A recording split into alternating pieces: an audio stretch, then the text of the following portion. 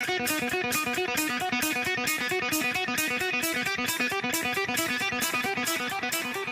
the first pick,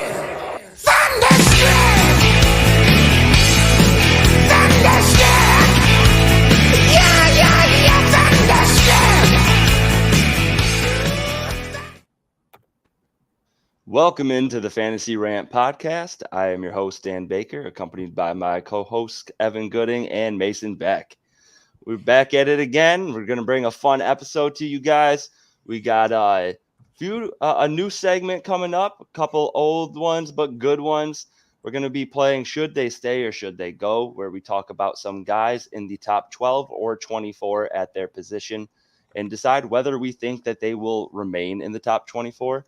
And then some targets outside of that top 24 that we do think will finish the season inside the top at their position. Outside of that, we got Guess That Player and Wheel of Misfortune, as always, which leads us straight into it. Let's get it going, boys. We got that wheel. Evan won again. I hate saying it. champ. Let's go. Champ, the wheel loves you, man. You always be taking those risks on that last pick, and it's been paying off for you. I lost to Mason, so my face is on the wheel. Evan, you had it in the notes here. How much did I lose by? Less than a point. Oh, God. It was exactly 0.3, pretty much. I took Zach Evans because we do this on Wednesdays, and there was no reports that Darrell Henderson would be leading the way and that Royce Freeman would make Zach Evans irrelevant. But I took who I took. I'm on the wheel. Look at that beautiful face with a big ol' L on there. Let's get it going. Evan, you got first rights again. Our players this week, we got Jordan Love against Minnesota, Sam Howell against the Eagles, Kirk Cousins against Green Bay, Russell Wilson against the Chiefs, Desmond Ridder against the Titans, and Kenny Pickett against the Jags. Let's see how it goes. Spin that wheel. What do we got? Interesting. Interesting. Yeah, I'm going to pass. You're going to pass? I'm going to pass. All right, Mason, you're next up. Sam Howell did have a good week against Philadelphia the first time he played against them, but I totally get not wanting any of that. Mason gets Russell Wilson against the Chiefs. What do you think? I'm going to be passing on Russ this week. He's fantasy-wise, he hasn't been doing as much the last couple weeks as he started off the season. And, I mean, that team just looks ugly. There's a lot of talks about how they're taking trade calls right now. So, like that team is just so disorganized. I don't trust them going against KC. I think KC is going to shut them down in a divisional matchup. Yeah, don't blame me at all there. Just like you said, bad couple of weeks after a decent start.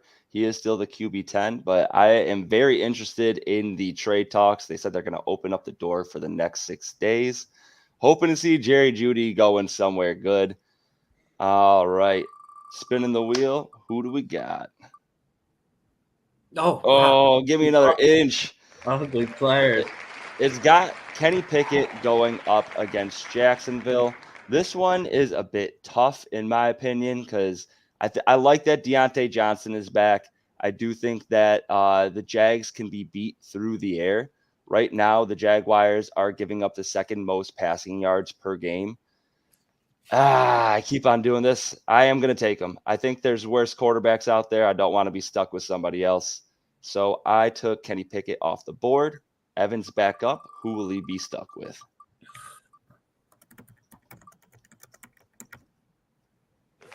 I'm pretty happy with that. I will take that. Kirk Cousins against Green Bay. Green Bay is a pretty good passing good defense against the pass, but Kirk Cousins probably the best quarterback on the board. Definitely better than Sam Howell, I think. Yeah, and I mean he just torched the 49ers, so. Yeah. Yes, that did happen. But I'm getting Sam Howell. I'm okay with that. He did do good against Philly. For some reason, I feel like every year Washington and Philly games are always super close, so I'm okay with that. It'll be interesting just because, I mean, they only scored, 7 points against the Giants. So that's pretty crazy. But the Eagles' secondary is not what it used to be, although they did just add Kevin Byard to the mix. Eagles just keep on getting crazy deals and trades. Oh man, Howie Roseman knows what he's doing over there. I'm always like, they're getting way too, or they're giving up way too little, like every single time. Completely agreed. It's like, why aren't these other teams doing what they're doing?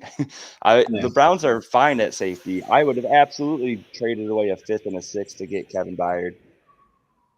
All right, Mason, your first up for running backs. We got Josh Jacobs against Detroit, Jahmyr Gibbs against the Raiders, Dameon Pierce against Carolina, William Justin Robinson against the Eagles, and Gus Edwards against Arizona. Mason got Gibbs going up against the Raiders there. What are you thinking? I'm taking Gibbs. I honestly think out of everybody on that list, he's probably the best back there. And, he got his first touchdown. He finally showed what he could do last week. They were down a lot, so, he wasn't even rushing the ball as much. So, I'm kind of expecting Gibbs to have another solid week. No solid reports coming out whether David Montgomery will play or not. Craig Reynolds will probably be a touch healthier and might start to get that goal line work, but I like Gibbs with all of that passing work he's getting right now. All right, who will I get? Yes, I love this right now. This is a little bit of foreshadowing for a later segment. I got Kareem Hunt going up against the Seahawks with Jerome Ford missing at least 1 week and possibly 2. I really like Kareem Hunt over the next 2 weeks. And I do like him rest of season as well. We're starting to see his workload increase. After the bye week, he's been putting up some decent numbers. We'll touch on that later, though. All right, Evan gets. What do we got here? Dameon Pierce going up against Carolina. Does he stay? Does he stick? Man. Yeah. I think I'm going to stay. It would have. We really want Josh Jacobs, but I'm not taking a chance at getting Brian Robinson or Gus Edwards. That's for sure. Gus Edwards just put up a week and he's going up against Arizona. I wouldn't mind me some Gus Edwards, but I do think Dameon Pierce is solid. Carolina is currently second easiest matchups against running backs right now. All right, let's see who we get for wide receivers. I am up first this time. Spin that wheel. Man. That's a tough one. That is very tough. I got Calvin Ridley going up against Pittsburgh, and I'm sorry we didn't name off the wide receivers. This week we got Garrett Wilson going up against the Giants, Devonta Smith against the Commanders, T. Higgins against the 49ers, Amari Cooper at Seattle, Calvin Ridley against Pittsburgh, and Tyler Lockett against Cleveland. Calvin Ridley is too good to not be putting up numbers. Oh man, but they're getting it done on the ground. This is a hard one. We got a bunch of underperforming wide receivers on this list. I'm going to take them. I'm going to take Calvin Ridley. I think it could be worse here. Evan, you will be up next. Calvin Ridley, I like it. I'm not sure if I like Ridley. I feel like Kirk is kind of taking himself as that number one wide receiver there. 100%. He definitely is. He's an easier target, runs easier routes.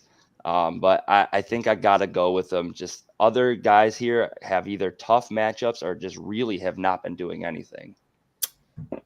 Yeah, all right, Evan. I'm going to snag Amari Cooper here. Amari Cooper popped up for me. Against Seattle. No complaints. Wide receiver 1 in a pool, wide receiver 2s. PJ Walker. Yeah, PJ Walker. He didn't do well with them last week, but he had a decent week in week 7, or I meant week 6. So it was pretty tough against the 49ers. Yeah, it was pretty tough defense. So I think that he'll bounce back here. Yeah, but who knows what's going on in San Francisco? 2 weeks in a row, man. That's why I will take this pick. I like it. T. Higgins. I like it. Niners they aren't looking there, and I'm like, as a Niner fan, I'm seeing a lot of complaints about the defensive coordinator. And we're just getting more and more banged up. Greenlaw's obviously, he's always on the fence of whether he's healthy or not. And even Fred Warner went down late last game. Yeah, he came back in, but if they're both going in injured or either of them don't play, those are both the Niners middle linebackers, which, that's a big defensive hit. Yeah, that was a tough loss last week. But did you see Fred Warner read the snap before Kirk Cousins did on that one play? Just dove over him. Yes, That was I insane. Oh man, I love watching that guy play. Yeah, no, you can't hate him, honestly. Yeah. Yeah. All right. Sorry, go ahead, Mason. I'm just tired of Jake Moody. Yeah, I don't blame you there. All right, Evan, you are first up for tight ends. I will let the wheel spin and clap before I read them off here. All right, good job. Woo, yeah. All right, so we got Jake Ferguson. Jake Ferguson going up against the Rams. Taysom Hill against the Colts. Trey McBride against the Ravens. Dalton Schultz going to Carolina. Hunter Henry heading to Miami. And Michael Mayer heading to Detroit. Evan, you got Trey McBride going up against Baltimore. Tough defense, but Zach Ertz put on the IR. What are you thinking? I really should. I think my gut says you look, take this. Yeah, dude, Zach Ertz is out, but the defense is not a great matchup at all. Oh, it's a tough one. This is a tough Not one. a lot of studs on this wheel Not today. a lot of studs either. So I'm gonna take him. I'm gonna take the safe bet here. You love the young guys. I know he had his rookie year last year, but basically didn't play too much. So you got your guy here, Mason. I think we will see. Upside with the McBride pick. Just Baltimore's defense looked crazy last week. Good bad. And then I got trying to catch up. Probably not to the tight end though. Mason gets Jake Ferguson against the Rams, coming off of their bye week. Ferguson, big time touchdown or bust guy. Mason, what do you think? I'm going to pass because there's one person I really, really want. So one person, we'll see if he gets him. I almost want to pass just so you only have a 20% chance of getting that guy. Yeah. And honestly, I'm going to. Hunter Henry is just disappointed since week 2. He had a couple of games as a tight end 1. Since then, it's been just sheer disappointment. I am passing on Hunter Henry. Let's see who Mason is stuck with. Come on. I'm not getting him. God damn it. Dalton. You want a Dalton Schultz? Yeah, I wanted Dalton Schultz. That's who I want too. I think you could do worse. Yeah. Oh, yeah. It could be worse, but just Schultz. He's been getting worked in a lot more the past couple weeks. He had a slow start. Then that matchup, it's Carolina against Houston. Battle of the number 1 against number 2 pick. I think that's going to be a very, they're going to want to show off their young QB's talent. So I think it's going to be a heavy passing game on both ends. So I think Schultz is a start, and if you have him for sure at tight end position this week. Yeah, he's been ramping up a little bit before the bye. Had a couple of solid games there. It did correlate with a Tank Dell concussion where he left the game early and then was completely out in week 6. So I'm interested to see what the balance comes. But Tank Dell actually has been operating on the outside. I was just looking this up. He has over 70% of his routes run from the outside. So with Dalton Schultz running most of his routes over the middle, I don't think that he's going to take away too much from that. But we'll see. We'll see how that goes. Now let's see who you get. Let's see who I get. No! Back to Hunter Henry. Hunter Henry. They made it big. I can't escape him. All right, that's fine. Hopefully he ends up in the end zone, and we know that Miami's going to put up points. So at least the Patriots will be passing frequently. Really just hoping that he falls into the end zone at this point. All right. The New England team, though, that whole team's a risk. They had a good week last week. Mac Jones was great week 1 against Philly. That team is the most unpredictable fantasy and just NFL team that I've ever seen in my life. They truly are. Between the running backs, the wide receivers, literally everybody on there. I'm hoping Kendrick Bourne can have some consistency. He's shown that when he gets the snaps, he's putting up numbers. But since week 1, there was a 4 or 5 week stretch where they're like, nah, we don't, even though we have no wide receivers to throw to, we're going to put Kendrick Bourne on the sideline for half this game. Came back strong last 2 weeks. So currently wide receiver 25 in PPR. Yeah, Kendrick Bourne every year everyone's like, oh, this is the year he falls off. And it's like, oh, nope, Belichick's still using him. Still a thing, especially when you sign guys like Juju and Devontae Parker. They got nobody there. So, all right. This for me last week. I won by less than a point too, so I definitely needed every point he put up. All right. This brings us to our next segment. We have Guess That Player. So on this one, we're going to be, we got stats up. If you're on the YouTube, check it out. Stadium Rant YouTube channel. We got all of the stats up here. I'm taking quarterback position. We'll be switching off per position. But here, you guys can start to pour over some of these stats. I laid out a ton of them for you. After about 30 seconds, a minute, I can drop a hint if we need one. Well, I already know the first one because player one.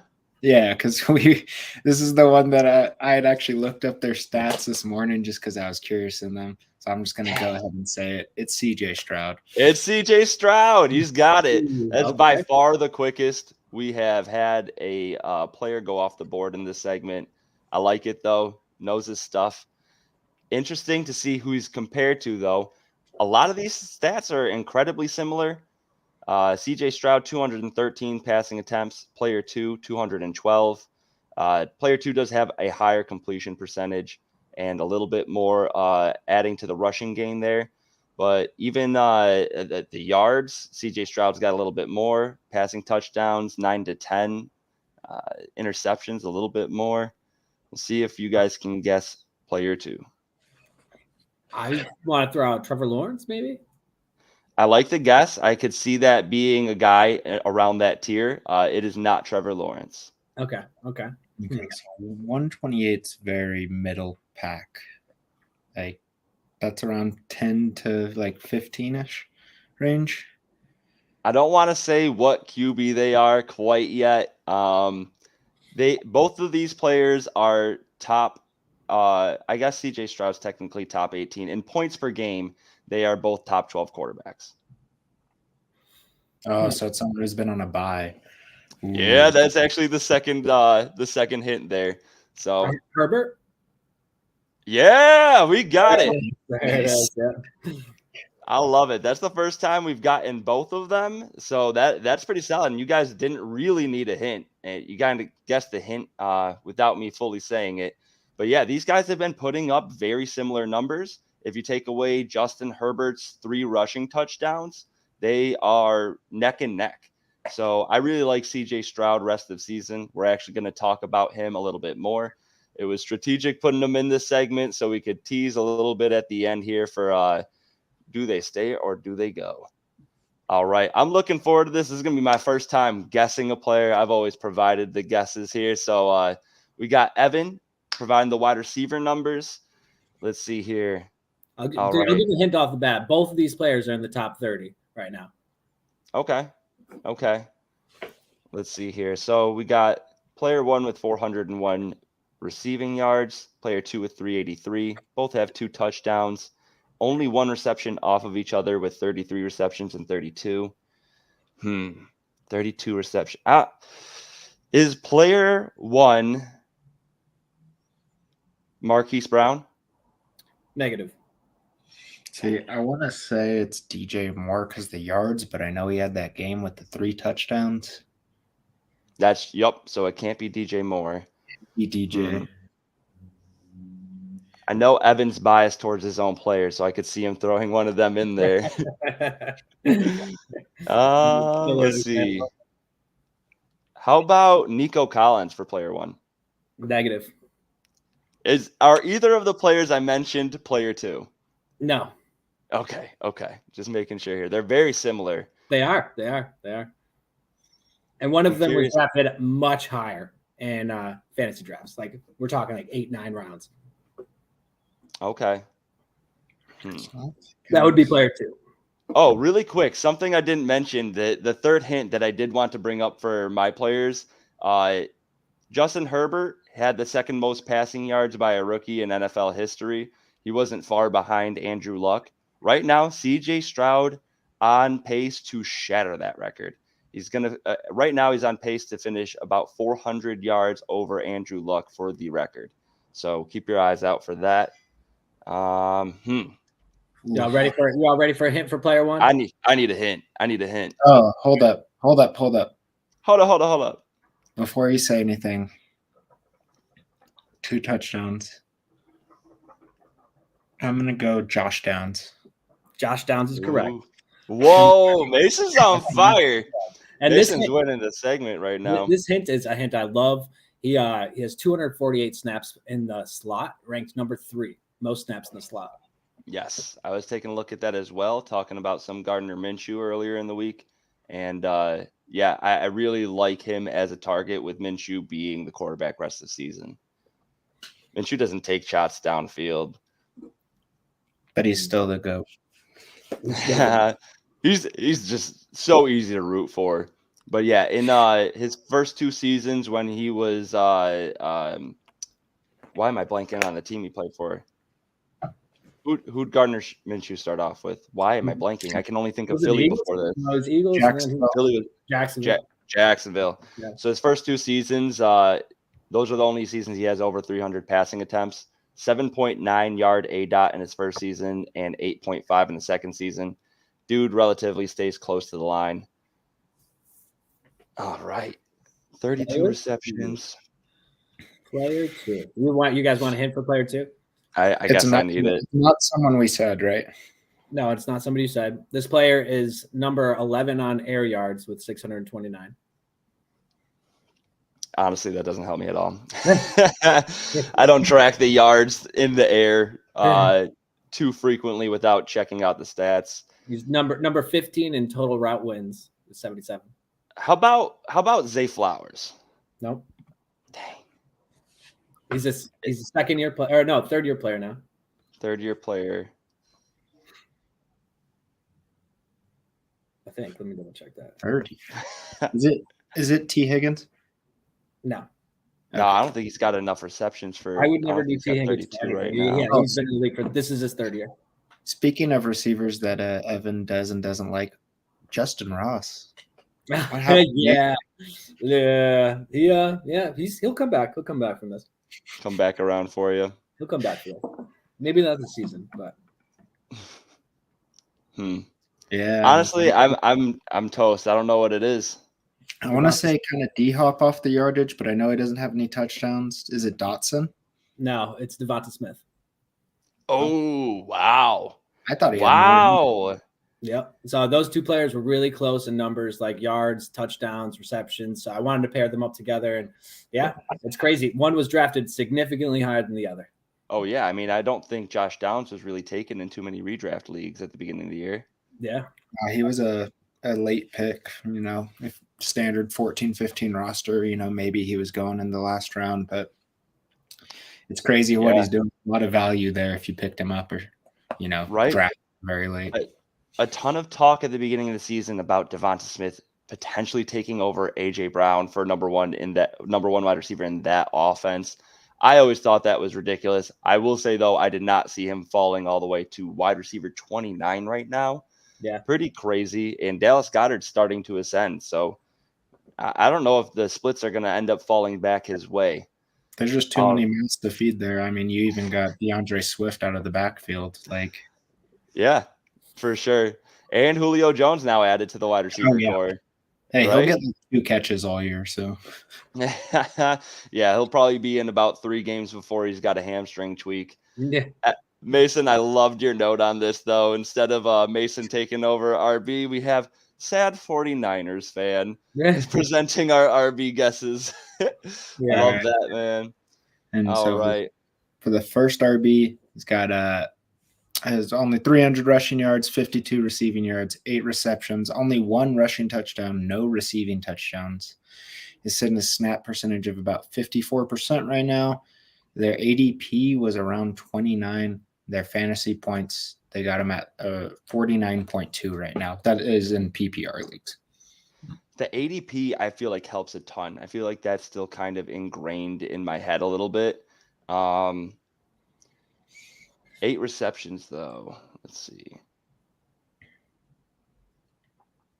Only 54% of the snaps. I want to. How about Dameon Pierce? That's exact. That was going to be my guess. That was literally going to be my guess. Not Dameon Pierce. I was just going to say Gus Edwards, but he just ripped off an 80-yard reception. Is the snap percentage average? Yeah. It's and his ADP wouldn't be 29. Both Yeah, his no, snap percentage percentage of 54% snap share.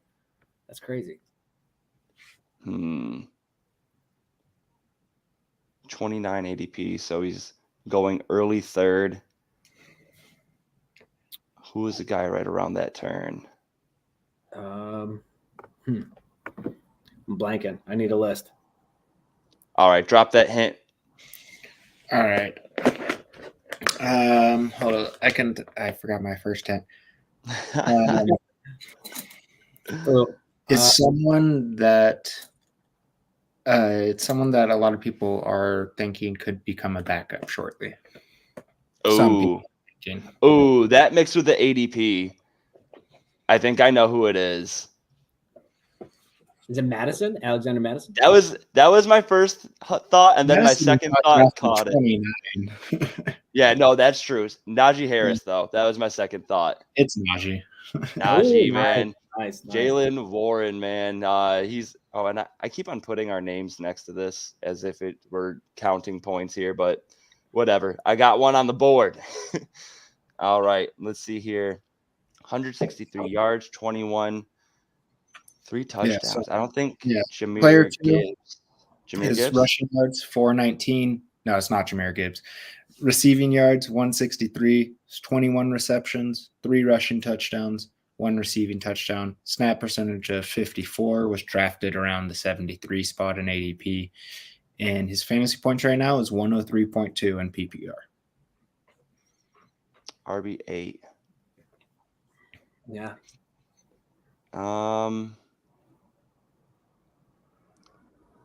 73 overall. That would put him at. Late.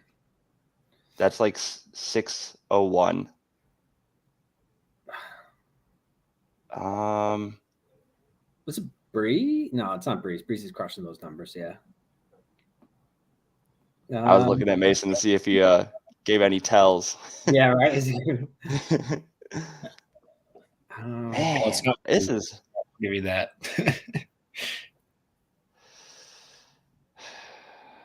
All right. First time, he's pretty much been dealing with injuries all year, but I don't think he's missed a game.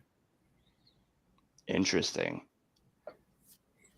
I don't think it's Javonte. I don't think he's got enough rushing yards for that. Oh, no, he bet does he's not. somewhere around that. Miles Javonte Sanders also doesn't have it. Like third round. Right, based on ADP and receptions, I feel like this could be Miles Sanders, but I don't think he has those rushing. I know he doesn't have those rushing yards, or is RB8. RB8. Isaiah Pacheco. I don't know why I'm not using the fantasy points in RB8. I literally just put together a list for us of the top 12 top 24 running backs. Can't believe I blanked on that one for that long. But this brings us to. Yep. Sorry. Did you have anything more to say on him?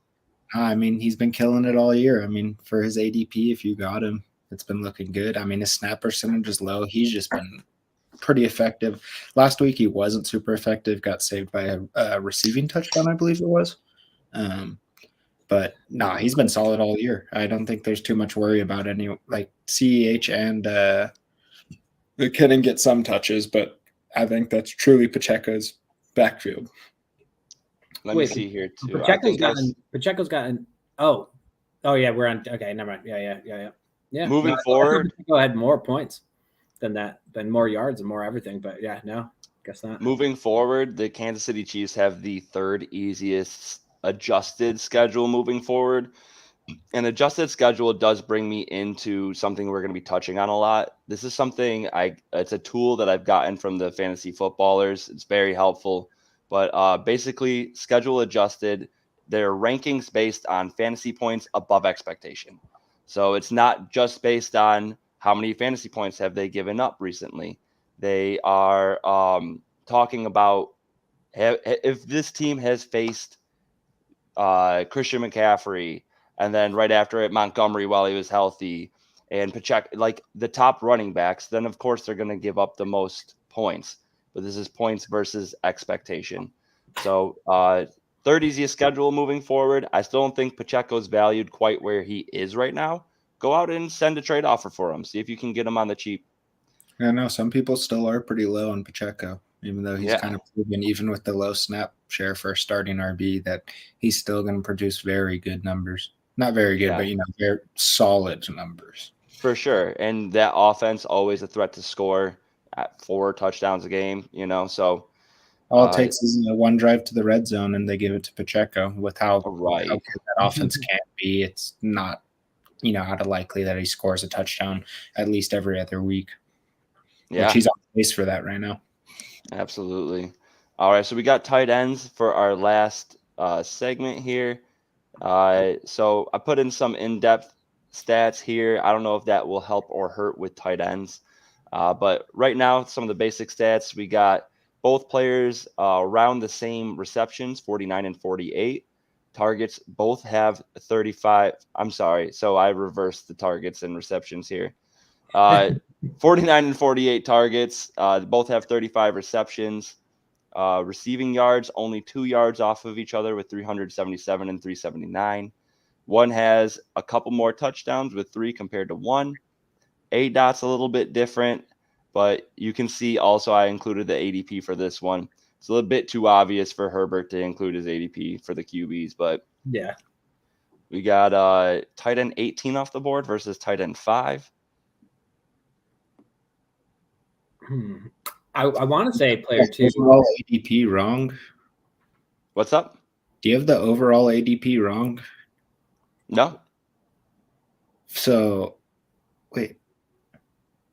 Oh, yeah, no, overall ADP. So just where they were taken in the draft compared to what tight end was taken off the board.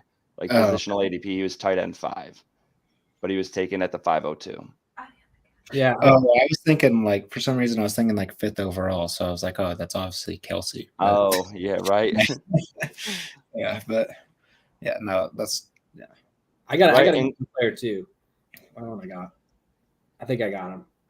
I do think that including the overall ADP and the positional ADP for tight end can make it kind of obvious. It's the top 5 tight end taken off the board. So it's really 6 guys that immediately come to mind. Yeah, Kyle Pitts, I would say. It's not Kyle Pitts, actually. Ooh. Kyle Pitts only has the 1 TD, too. So that's interesting. The first... No, never mind. That's not Higbee.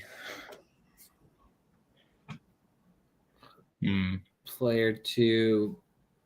Does Goddard even have a touchdown this year? Is number 1 Komet? Number 1 is not Komet. I will drop a hint, though. Both of these players are NFC tight ends. Player 2 is Goddard. Yeah. Player 2 is not Goddard. I love me some Dallas Goddard, but it's not him. I think Goddard was going more around the 6-7 turn. Player 2 is... Oh, player 2 is Waller. Yes, sir. Yes, it Aaron is. Waller. I think of the top tight ends. Yeah. I love this game. Andrews.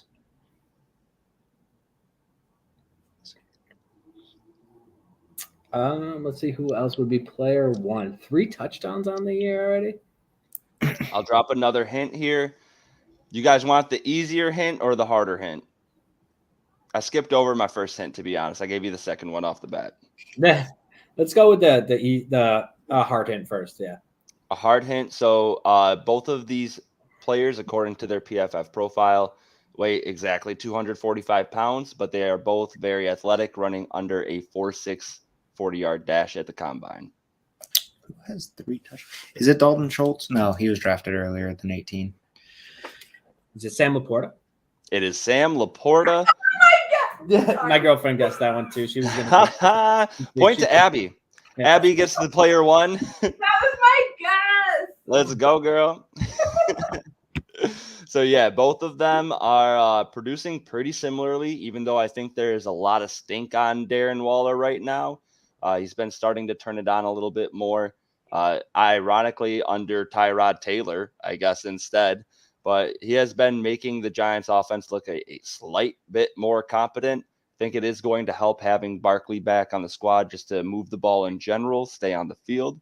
But yeah, right now, outside, if you take away the 2 touchdowns, they're neck and neck. They're right next to each other in terms of points scored. So very interesting to see moving forward if Darren Waller could keep up this production.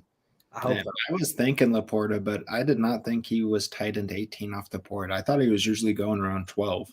No, Yeah.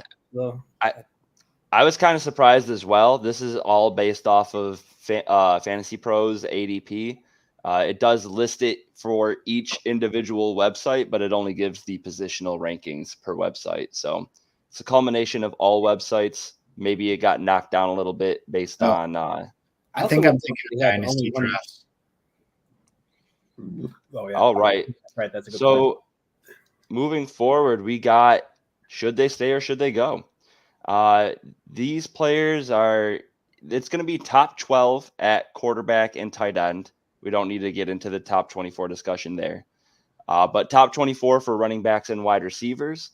We said that the players that we don't think are going to remain in the top at their position, we can't take anybody that has been injured, that's been missing multiple games.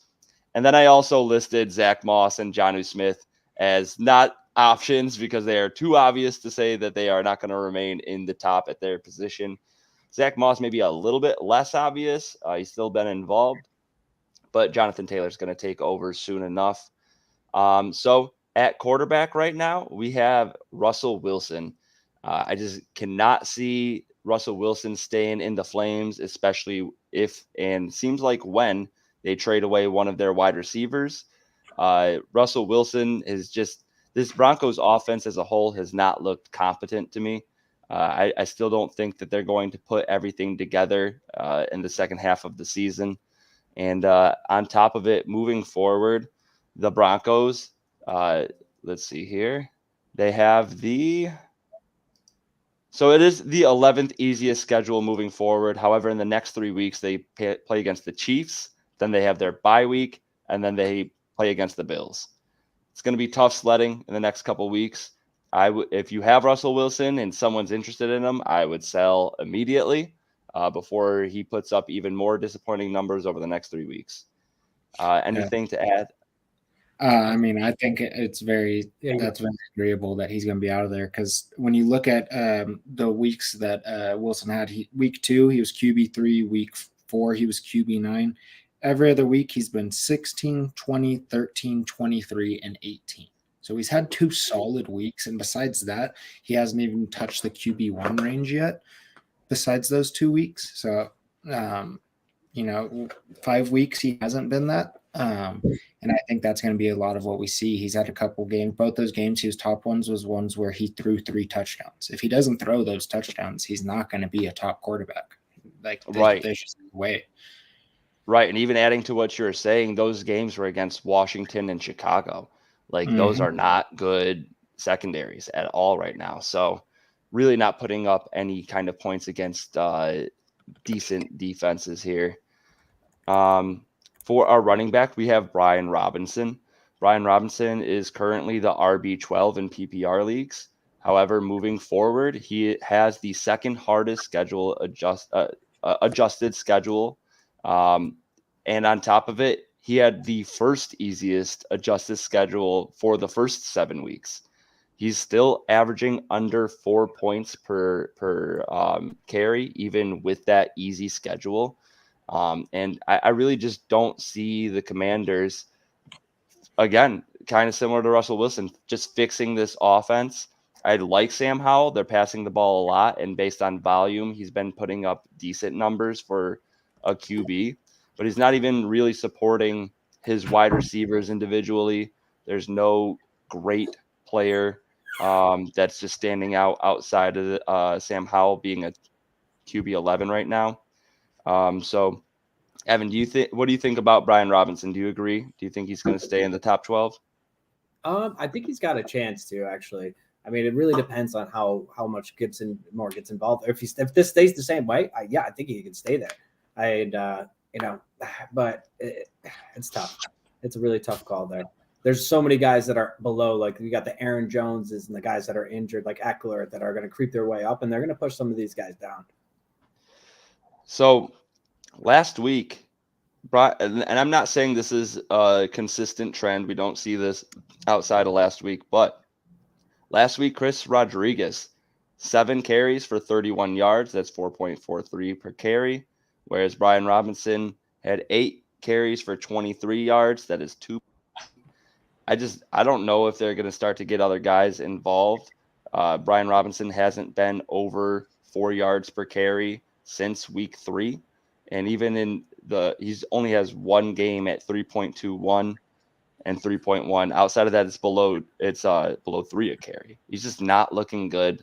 And with this offense not being in the red zone too frequently, I don't think he's good enough to be a touchdown dependent option for your football team or your fantasy team. Yeah, no, I mean, I don't see him finishing top 12 for sure. He should be a top 24 RB 10 off the year. That's just what I'm guessing. But top 12, no. I mean, he just had a couple really solid weeks where you had, a lot of underwhelming weeks from other running backs. So he obviously got boosted up a little more. That backfield is just it's really confusing what's going on sometimes because, I mean, B-Rob is the ground guy, but like you said, Chris Rodriguez was getting some carries. And, I mean, and then we still got Antonio Gibson, who is more the passing back, but he still can feed into that and, take touches, take away goal line touches from Robinson, which won't happen a ton, but it still can. There's just so much uncertainty with really what is going on in that Washington backfield as far as who's going to be, I mean, he is going to be the lead back, but yeah, I don't see him top 12.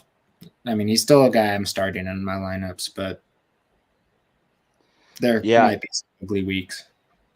Touching on that, we have the games where they were trailing big, Buffalo and Chicago. He only got 36 and 37% of the snaps in those games.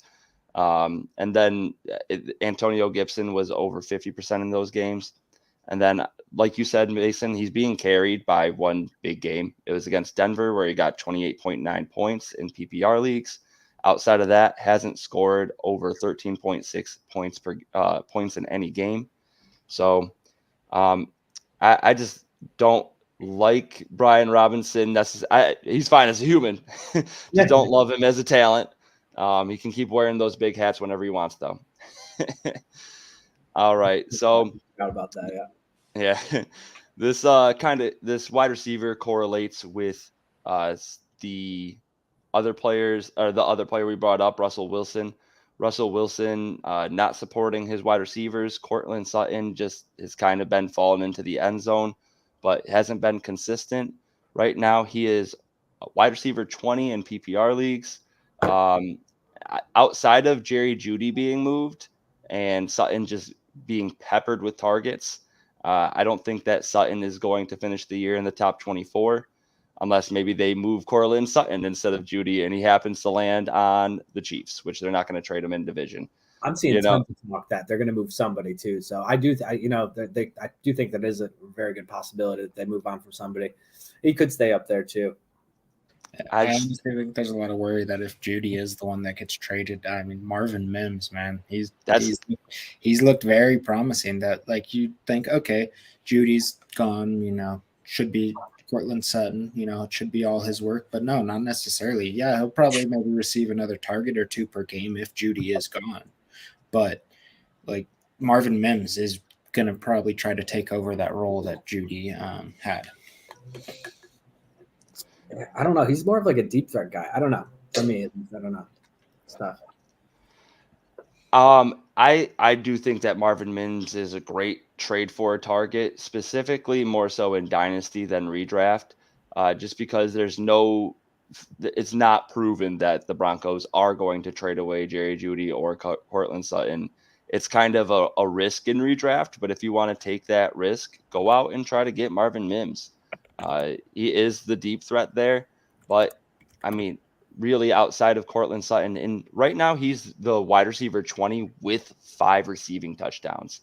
That is not sustainable. He's not going to put up another 5 to 6 receiving touchdowns, most likely. I did also hear JJ Zacharyson talking about how the Broncos have scored much more passing touchdowns basically than they should, just based on their volume. So I do think that the pendulum is going to sway a little bit back in the favor of their running backs coming up soon.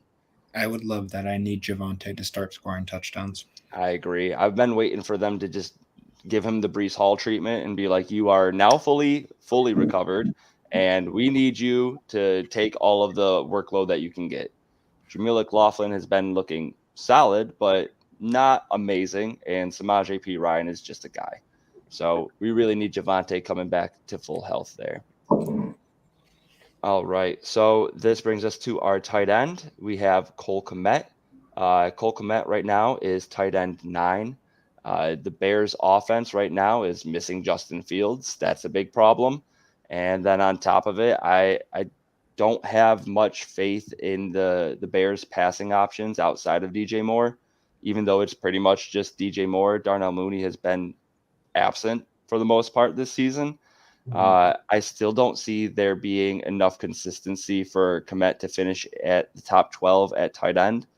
This is a harder category to name somebody to fall outside of the top 12, just because it doesn't take much for a tight end to finish top 12. No. However, right now, outside of one big performance, and here's once again performance against the Broncos, carrying a fantasy season right now. Kmet had that one game where he caught 7 passes for 85 yards and 2 touchdowns. That was good for 27.6 PPR points. Outside of that, he has one game at 15.2 points, and the rest of them hasn't cracked double digits, even in full PPR. Yeah, I wonder where that 27-point game would even put him just on the season. Yeah, right. Without that, he's way down there, buried in the tight end rankings. 27 would put him in the top 35. That one game would put him in the top 35. That's ridiculous. Doesn't take much to be a tight end, top tight end in fantasy this year. But I mean, do you guys have anything else to add about Kmet? I'm honestly agree. Yeah, I do think that there isn't that many other options that they could use him a little bit more, and especially with Badger's not bad either though. Like he actually put up a really good game, especially for his first game. That was really impressive what he was able to do. I mean, I was only able to watch highlights. I was sitting at an airport most of Sunday, but yeah, I thought thought the highlights looked great for him. Yeah. I mean, I'm just going to more touch on that. Like, Badgett looked good. I mean, he looked respectable to what Fields has been doing in the passing game. And I think he only put up 164 passing yards, something around that range. But, I mean, they were killing the Raiders most of the game. It was Deontay Foreman's game. Like, that's what that game was all about. That man carried me.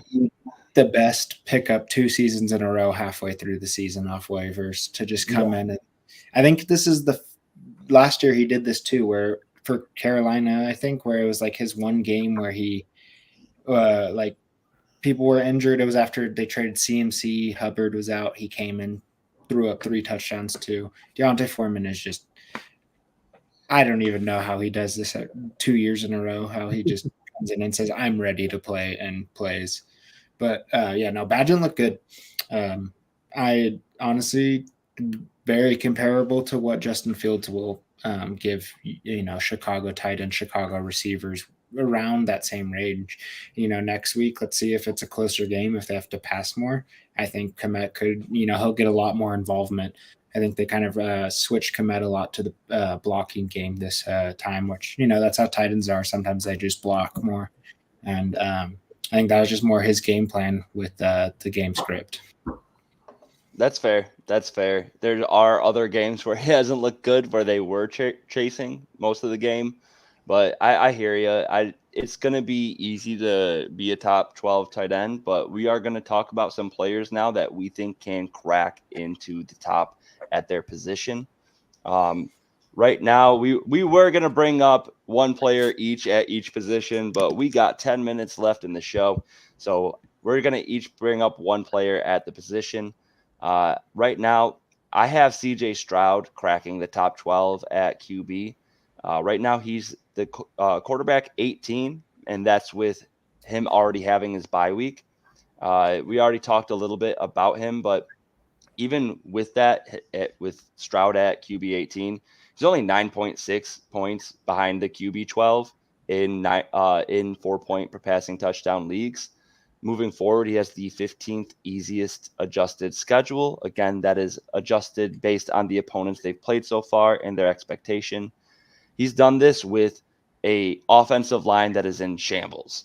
I believe after their first week, they were missing 4 out of their 5 starting offensive linemen. That's absolutely crazy. Some of those guys are starting to get a little bit more healthy, as well as Tank Dell. He's starting to get a little bit more healthy as well.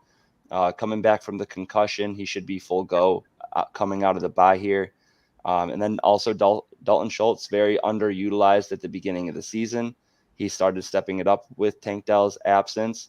But when you have Nico Collins and Tank Dell, and I didn't think I'd be talking about these guys in this type of light, but when you got Nico Collins, he's a solid outside wide receiver. We're talking about Tank Dell operating on the outside with Robert Woods operating as a slot wide receiver.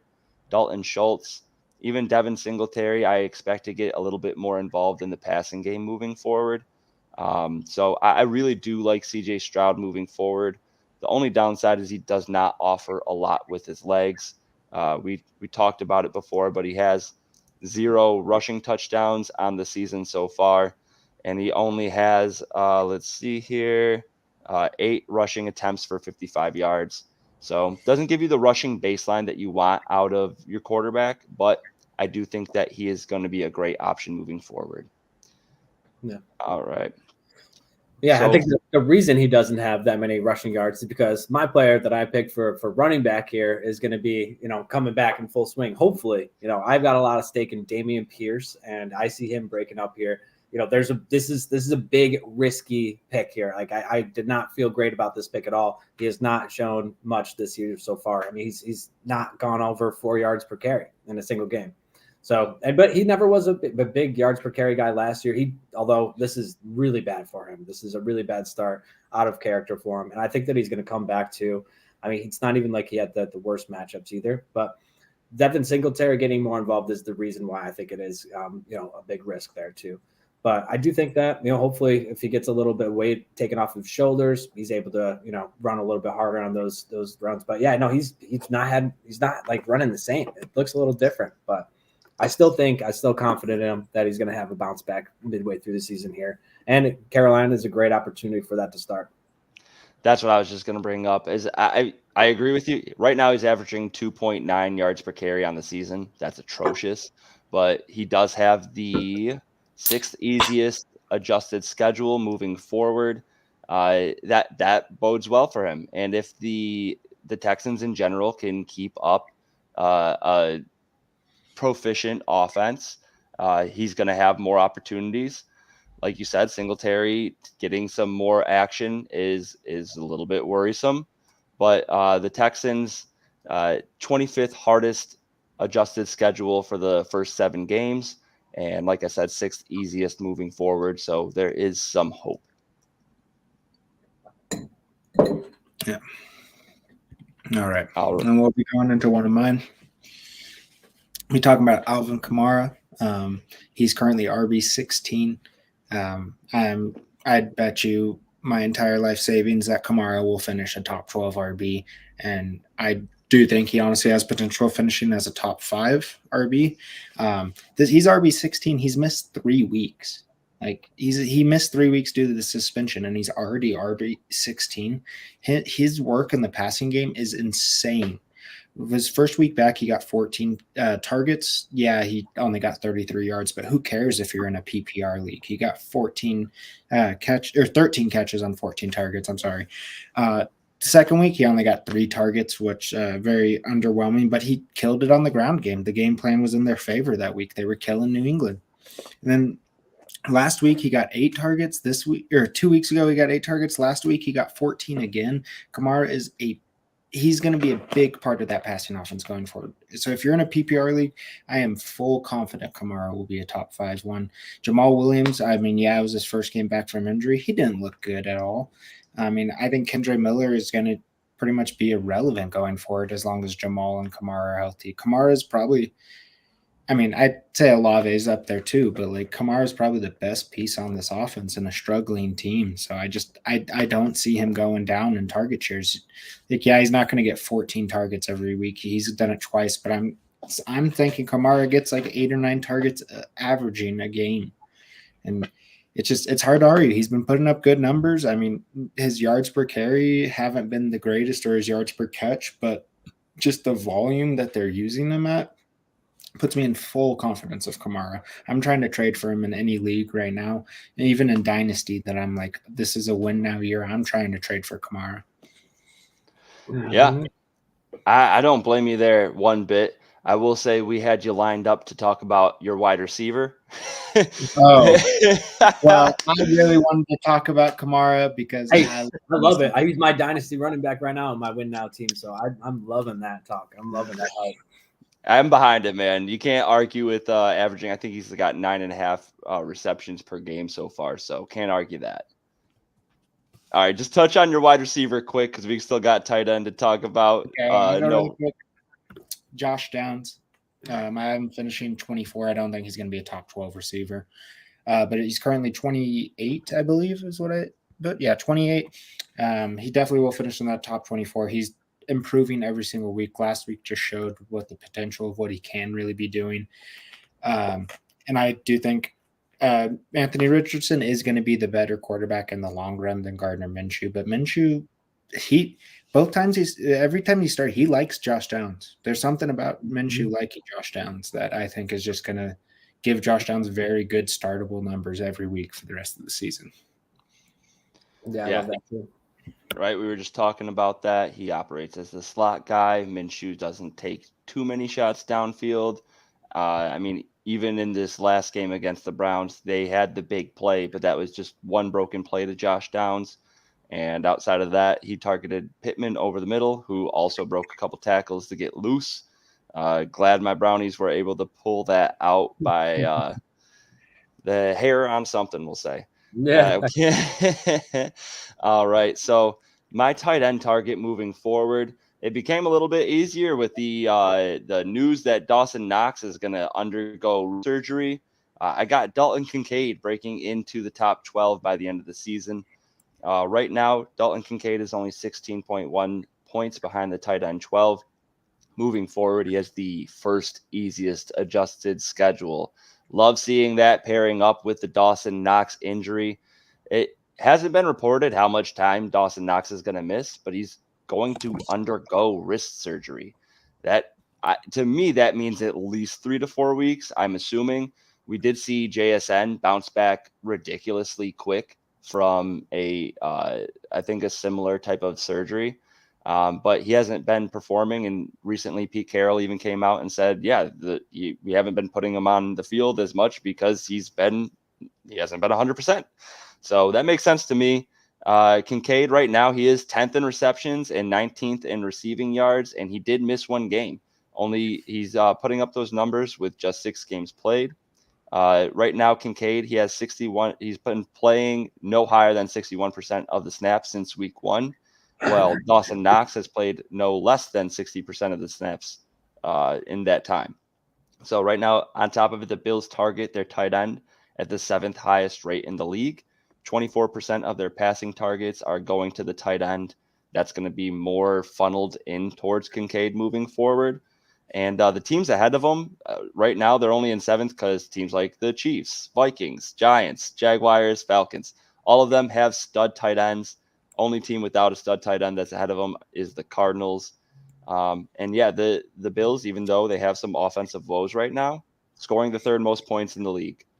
So I think this all bodes well for Dalton Kincaid moving forward, and I don't think they're going to want to get rid of their new shiny toy after they see him shine. So really like Dalton Kincaid moving forward, somebody that I'm trying to target in trades, but might be hard to do so now with the news with Dawson Knox. There's no chance. You're going to have to pay an arm and a leg. And yeah, it's not worth taking away for other positions. It's just the tight end. So right. Yeah, but I do think because that Bills teams look bad the last 2 weeks, but they're not going to do that. They do this every year where they have a couple really ugly weeks. It's Josh Allen's play style. Oh, and I hear it every day living in Western New York. So, oh man, don't know what's worse, a sultry Bills fan or a happy one. Yeah, no, Either way, all they talk about is Josh Allen. Yeah. All right, guys, this has been a fun episode. I love to get some more segments in like this, but moving forward, wish you all the best of luck in your Week 8 matchups, unless you're playing me. That goes to Evan and Mason. yeah, I'm not feeling good about my wheel this week, so maybe taking off the crown next week. We'll see. Let's go. Let's dethrone this guy. All right. Champ. Take it easy, y'all.